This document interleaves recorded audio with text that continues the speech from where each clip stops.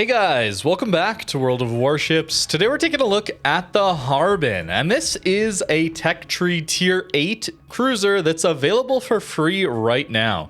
If you haven't been playing over the last couple updates, doesn't matter. You can log in and get it for free. It's a bit of a tricky ship to play, but getting towards the GNAN, which is the Tier 10 of this line, is very, very good. That Tier 10 is awesome, actually. Harbin, though, it's a little bit difficult to play. I had some pretty solid matches for what this ship is, but Tier 8 Matchmaker can be a bit of a struggle. Today we're going to go over what this ship is all about, and if maybe you should be considering it as the free gift ship you receive. If you have been playing over the last few updates, though, you probably have enough points in the Arctic Expedition event, and you're locked into a Tier 10 at that point. So we're going over those as well a little bit later. For now, though, with Harbin, we have a smoke HE spam cruiser that I just drifted out of my smoke, so let's get back in there real quick. The ship does not have a lot of HP. I am using everything I can to boost its HP. I'm using Survivability Expert. I'm even using the new flag, and we barely get over 30,000 HP at Tier 8. We got heals though, which is nice. The smokes will also help keep us alive, assuming I don't just sit in front of torpedoes that I should have known were coming. No hydro here makes the smoked up HE spam a little bit tricky. You have to be aware of what destroyers, or in this case, what battleships are around. Those were actually Johan torpedoes. The Cossack does not get that many. But let's talk a little bit about this ship, and actually the buffs it received a long time ago. It's over a year now, actually. This ship is very different, or a little bit different, than the ship I played on release, and that is a very good thing. When this line released, it was very hard to play. It lacked DPM, it lacked gun range, it lacked shell arcs. It was very, very, very hard to play this. Ever since, though, a year ago, the buffs it received was a small reload buff from 5.5 to 5.2 second reload, but more importantly, you got range and you had better shell arcs. So it's a little easier to lead these guns now than it used to be. So the updated firing range being 14.5 kilometers up from 13.5 kilometers is massive for the playability of Harbin. This shell velocity also helps you a ton when you're dealing with up tiers where, let's be honest, higher tier gets pretty passive these days, especially when your max gun range is 14.5 kilometers. That hurts. And I won't lie to you guys, I've been struggling to get any sort of good YouTube footage out of the last few days. It has been very tricky to get any sort of competent matchmaker, decent games that last a reasonable amount of time, and I can show off the strengths of these ships. It's been very hard, especially with Akizuki. We'll probably try to take a look at that one in the next few days. I want to get through these Tier 8s, and then we'll look at the Tier 10s as well. But current matchmaker over Christmas is quite difficult. I haven't really talked about this, and I won't talk about it too much, but I really don't like the idea of wargaming allowing people to skip any of the grind to Tier 10 on these ships. It's, to me, a bad idea, let alone the Tier 8s, which any newer player or someone who hasn't played in a very long time can just hop into. It makes the matchmaker quite a bit worse, in my opinion. It gives you people who don't understand how to play the ship, the line that they're in, a high tier version where they're inevitably going to struggle to understand the mechanics, how to survive, how to be effective dealing damage, spotting, all of that stuff. Even if they're reasonably experienced players, you learn a lot about how to play a ship and its line throughout the grind. So getting the Tier 10, you already know kind of how to play it because you've already played through the Tier 9, Tier 8, Tier 7.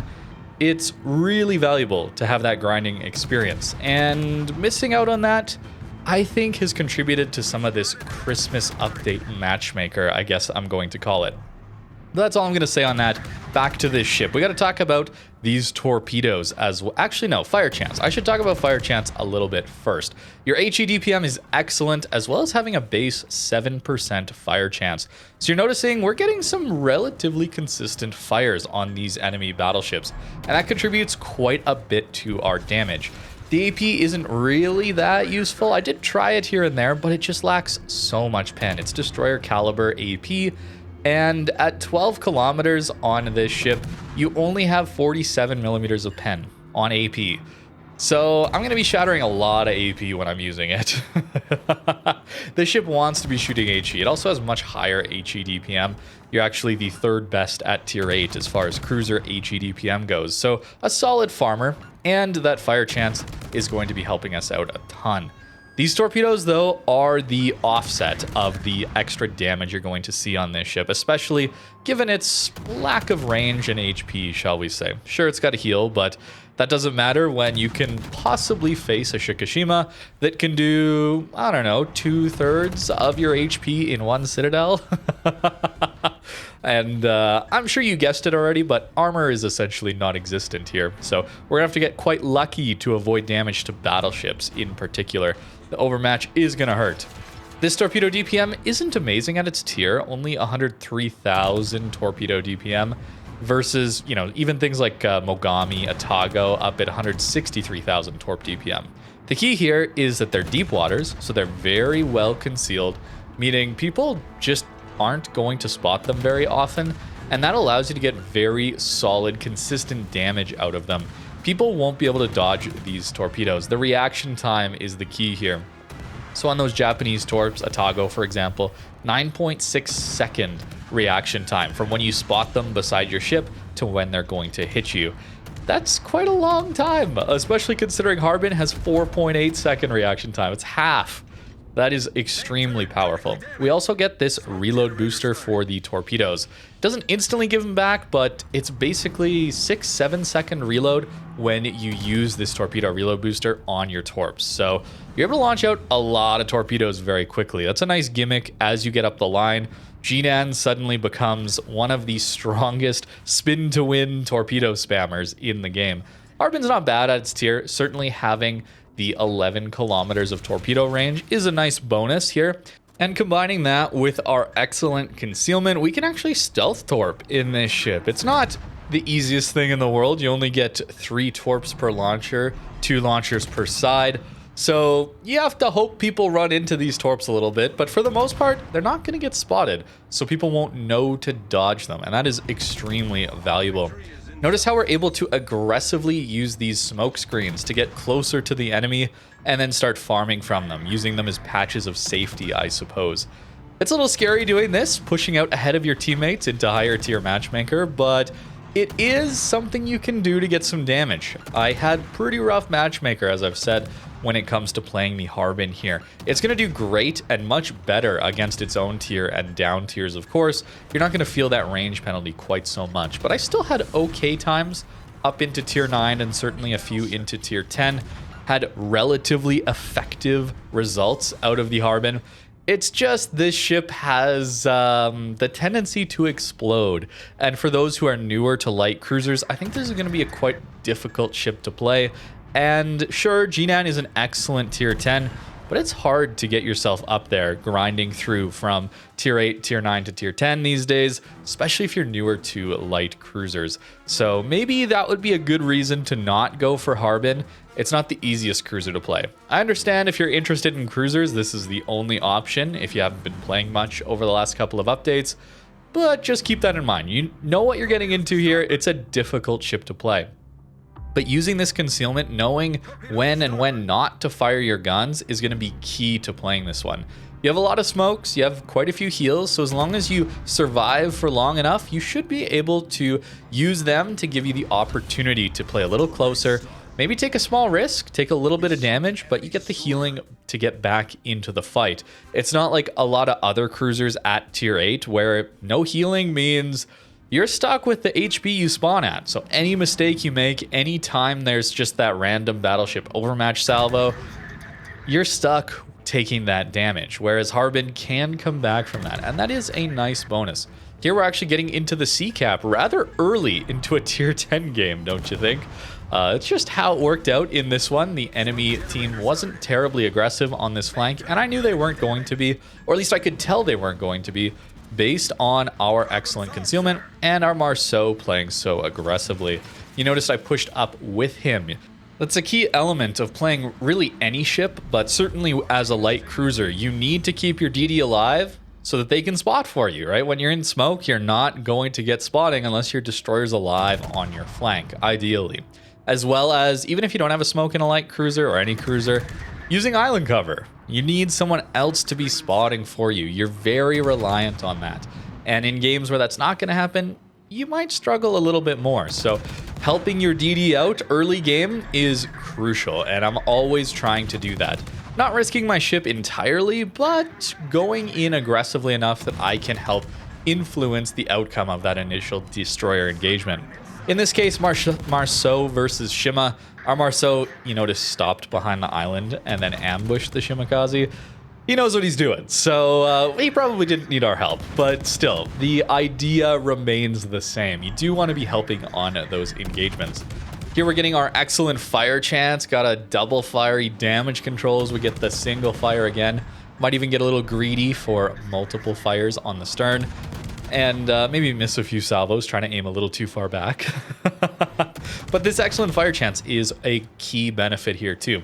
When people aren't pushing into you, these torpedoes aren't going to help you all that much, obviously. So we need to use our main guns, and that's where my build is mostly focused around. It's fun to play the full torp build on this line, certainly the Jinan at tier 10. I've had a lot of fun running a full torp build Jinan into like the mode shuffle style games where all the battleship players are trying to push in and brawl. And then I'm there just spinning like a top in my Jinan torpedo, reload boosting 40 torps at a time. It's pretty funny. I would not recommend doing those torp builds on these mid-tier ones or lower tier ones. It's not as good at that. And even for random battles, you're just not in range enough to really make use of these torpedoes as your main damage source. I would view them as supplementary. Here, getting caught a little bit in front of this island, but we have the smokes. I'm always telling you guys, don't go in front of islands. You're always going to get caught there if you get spotted. Very predictable. You can't maneuver. So people are probably going to finish you off then.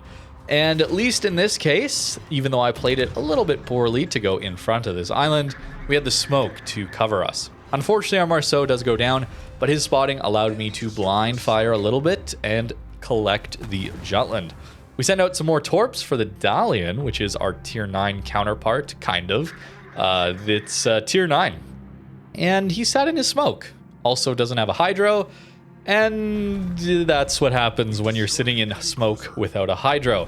Certainly Harbin is vulnerable to that as well. So I'm always trying to look for positions where I can smoke near island cover to prevent the torpedo angles of the enemy team from even being able to get at my smoke. The other thing to do is be angled in your smoke too, where you know the last known position of a destroyer was, or the enemy cruiser with those long-range torpedoes. Try to take the time to angle to them. I've certainly been dev struck in smokes as well. That is not unique to this poor guy in the Dalian. It happens to all of us, and it's just something you should be keeping in mind when playing something like the Harbin.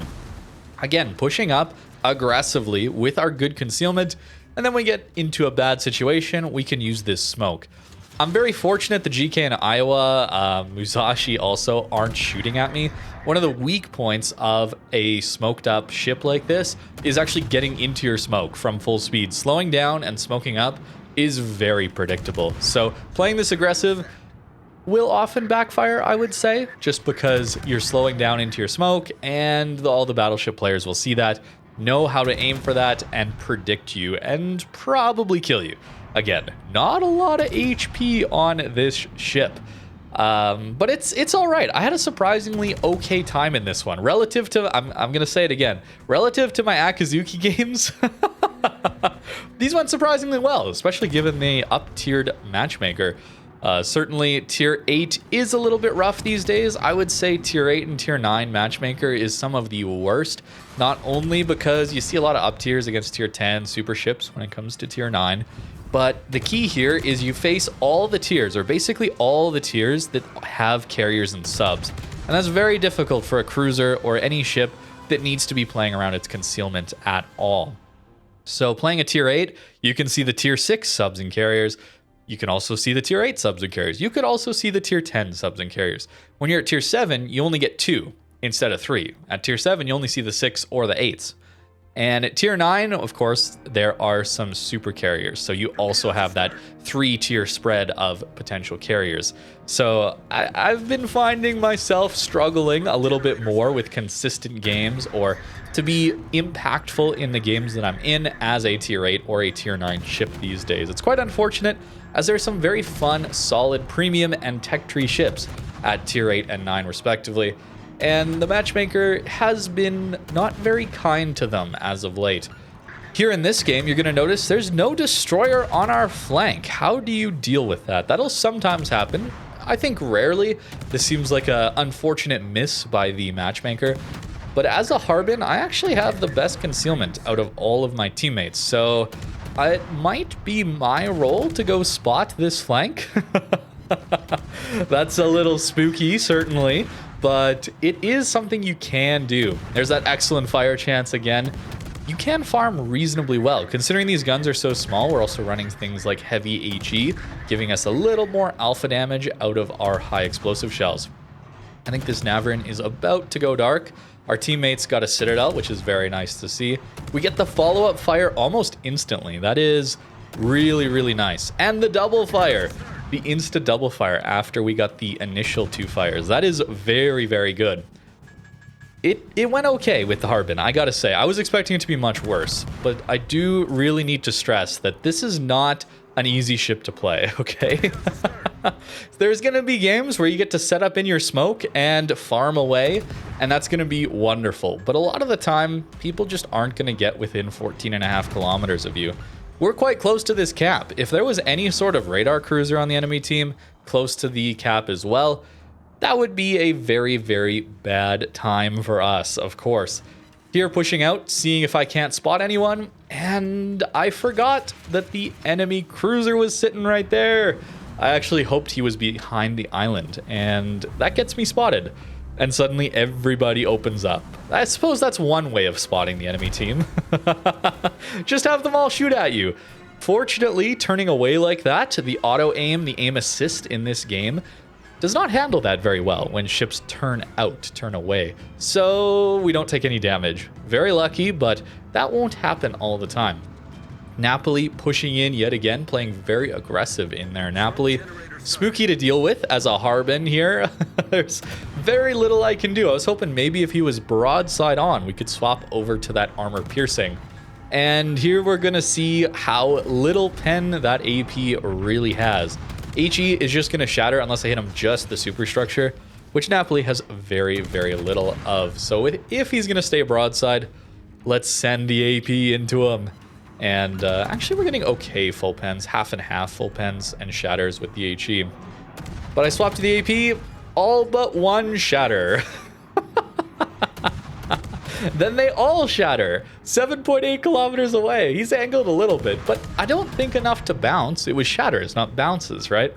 That last one, we got a few more bounces. So it is a good idea to swap to the AP when you're playing a light cruiser. Some of the DPM is excellent, especially at higher tier.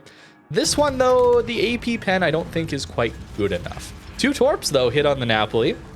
He also does not have a hydro, and that means these deep waters get to go to work. People cannot spot them. So it's a lot of intuition to actually dodge deep water torpedoes. You have to be dodging them before you spot them. Otherwise, you just gotta hope, I guess. Using our reload booster there and spamming out quite a few torpedoes. Unfortunately, nobody's gonna walk into these, but still. Napoli spots us briefly, and I'm choosing not to shoot. Sometimes the correct play is not to fire. Just get out of detection range here and take a little bit of damage, but not too bad, and live to fight another day. We're already up to 70,000 in this one with no destroyer on our flank against tier 10s. That's hard.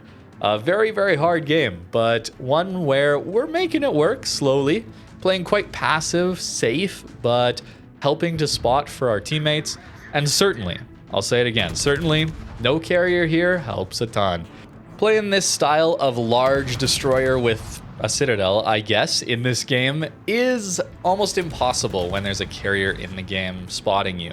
That is just not available as an option for you. It's cool that it's an option when you don't have a carrier in the game. It allows Harbin to play in interesting ways, especially when it has to with the no destroyer on our flank. But you gotta know that in those carrier games, you gotta play much safer, much carefuler around your teammates.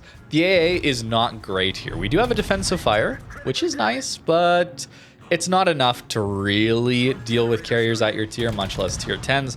So clumping up, playing with your teammates is really your only viable option. Unfortunately, that usually means clumping up towards the back of the map because your teammates will inevitably have more range on their main guns than you do. So you might feel like you're locked out of some of those games, which is never a very fun feeling. More torpedoes here, hopefully, for this Napoli. Again, deep waters are very scary to deal with. So in this case, waiting for him to push up to us, we're hoping that, well, he's not going to turn too much. His smoke is coming straight for us. So we'll send more torpedoes at him and switch to our other side. Being able to dump out so many torpedoes is a very nice bonus. We do clip him with one, and he is healing. Gets an AP salvo into us, but we do bounce it a little bit. There's just enough armor on our Citadel to be bouncing things. If I was fully angled, I think he would overmatch us, actually. So you don't want to be perfectly bow or stern in against that. It's hard. It's really, really difficult. You're typically going to eat a lot of damage to those larger caliber cruisers and battleships. But in that case, it just so happened to work out at the right angle. Here to finish off this game, 112,000 damage so far and 47,000 spotting. That's a pretty good result for a tier 8 into this tier 10 meta. I would have to recommend the other ships though for tier 8 personally. I do think, despite my struggles with the games in Akazuki I was having, which we'll look at a little bit later, I had a much better time with North Carolina for sure. And Akazuki overall is just a better ship in my opinion than the Harbin is. That said, it still can work, and playing it again, which I don't think I had really played this ship since it got buffed like a year ago, it's much more comfortable than I remember that initial release being. So it is a tricky ship to play, yet it still can do some work in today's game, the Harbin here, and G9 is a very fun tier 10 to get. So if you're thinking of grinding towards G9, or you're interested in this line at all, Harbin can be a good pickup if you haven't been playing recently, or you didn't get enough tokens in the Journey to the North Pole or whatever, that expedition event. This is an all right cruiser to pick up. I just think it's very, very difficult to play. The lack of range, the lack of armor overall, I think does make this ship quite difficult. How do I even see armor? Okay, I have to do it this way. The lack of armor does make it quite difficult. Low HP. You do have heals, you do have smokes. They're very nice smokes. They come back relatively quickly. There is some downtime in between them, certainly. I wish this port would allow me to go into this all at once, but that's okay. They do come back reasonably quick, but notice they only last 17 seconds. 33-second action time means you don't have the issues that the British light cruisers do, where you pop your smoke, slowing down, you gotta wait until you get pretty slow. Otherwise, that smoke's not gonna cover you. The action time isn't long enough to deal with your slowing down. You're very, very, very slow to actually stop in a British light cruiser. Here with Harbin, you stop a little quicker, but also your action time on this smoke is quite a bit longer, which is very, very nice. If you're ever wondering how long is left on your smoke, and it looks like it's counting down to 0, but then suddenly it goes back up to maybe 5-8 seconds again. Unfortunately, the smokes are a little bit bugged at the moment, where the timer isn't actually accurate. If you push and hold Alt though, that'll give you the time left on your last smoke puff, I believe. Or maybe it's the puff you're in. Regardless, it's the time you actually want. So push and hold your Alt key. That should help you out. I forget who it was who said that to me in Twitch chat, but they are totally right, and thank you very much for that tip. That was not me that figured that out. That is someone else. I wish I remembered their name. I'm sorry to whoever that was. This was the build I was running here. You could try to run things like Pack-a-Punch. I found myself having much more of my damage be from our high explosive, so I went for that instead. The Torps are a nice adder, but the consistent damage is your main guns. I always find that in my ships that have torpedoes, even torpedo boat DDs. That's why I don't enjoy them quite as much. We'll talk about that with Shima, even though Shima is very, very good. I just don't enjoy it as much because I find the gun power is much more consistent in this game than torps. You'll have a lot of highs and lows when you really full send torp boats or torpedo focused ships. And in this case, I would prefer heavy HE. This, though, is all about like a 21-point commander. Certainly, you want to be using Last Stand because your rudder can get knocked out as well as your engine. And then I think either going Fill the Tubes for better reload or Demo Expert, and then grabbing yourself Survivability Expert and Concealment should be your first 10 points. And then getting Superintendent. More smokes, more heals is more time alive for the most part. You could also go AR as your next 3 points as well. That's kind of how I would start with this ship. We talked a little bit about that commander before. Equipment-wise, yeah, concealment, of course, and the aiming systems upgrades. We're not going with torps here. I know they want to. You could try it yourself. Certainly with the upgrades, you can give it a go without having to reset a commander that's very, very expensive, for example. But I still find the guns to be just a little bit more consistent. Very nice that they buffed them. This is years ago, I know, but I remember playing this ship on release with that 13.5 kilometer max range. It was bad. It was really, really bad. So it's nice to see this thing be a bit more playable and have some good results, even into some not so nice matchmaker these days. Thank you very much for watching and have a great rest of your day.